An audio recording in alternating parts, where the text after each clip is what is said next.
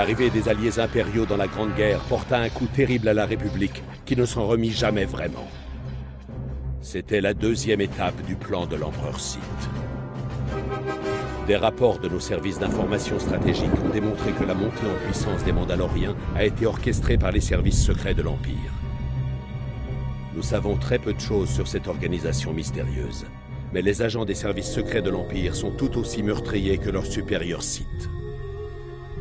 Les réseaux criminels de la galaxie n'ont cessé de louvoyer pendant la Grande Guerre, ne sachant pas s'ils devaient soutenir la République ou l'Empire. Bien que les cartels des Hutt en aient voulu à l'empereur Sith de ne pas les avoir associés à sa conspiration d'avant-guerre, les services secrets de l'Empire réussirent à empêcher la République de gagner le soutien des Hutt. Dispersés à travers la galaxie, les chasseurs de primes et les mercenaires mandaloriens se virent confrontés au même choix que les Hutt. Certains s'engagèrent auprès de l'Empire, mais la plupart restèrent indépendants. Les diplomates de l'Empire cherchèrent à plusieurs reprises à recruter les chasseurs de primes les plus infâmes de la galaxie, mais tous refusèrent. L'Empire changea de stratégie. Les chasseurs de primes et les mercenaires mandaloriens s'engageaient souvent comme gladiateurs en quête de richesse et de gloire, signe d'honneur dans leur culture. Les agents de l'Empire en profitèrent et entreprirent d'infiltrer les arènes de gladiateurs les plus célèbres de la galaxie, en se faisant passer pour des entraîneurs, des mécènes, et parfois même pour des gladiateurs. Les agents de l'Empire remarquèrent un jeune et fier gladiateur et en firent leur marionnette. Ce gladiateur avait déjà du succès dans l'arène, mais grâce à ses nouveaux alliés impériaux, son ascension atteignit rapidement des niveaux jamais égalés. Il n'était pas rare que des combats soient truqués, mais les agents impériaux sabotèrent effrontément l'ensemble du système et droguèrent les adversaires de leur champion.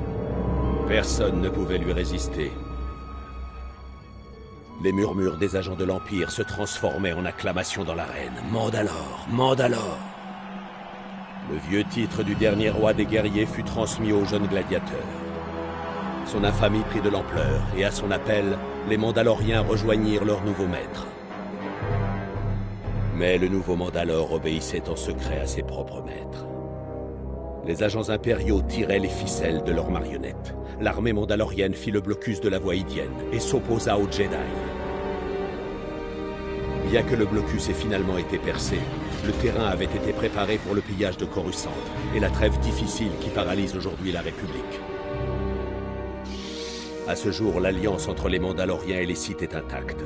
La situation pourrait changer si la ruse originelle était révélée, mais les services secrets de l'Empire couvrent trop bien leurs traces. Mandalore a récemment été tué, et son meurtrier, le nouveau Mandalore, a pris sa place. Rien ne prouve qu'il soit lui aussi une marionnette impériale, mais nous devons le surveiller de près. Les agents de l'Empire ont fait entrer en guerre les Mandaloriens en réponse aux premières victoires de la République, ce qui fera l'objet de mon prochain rapport.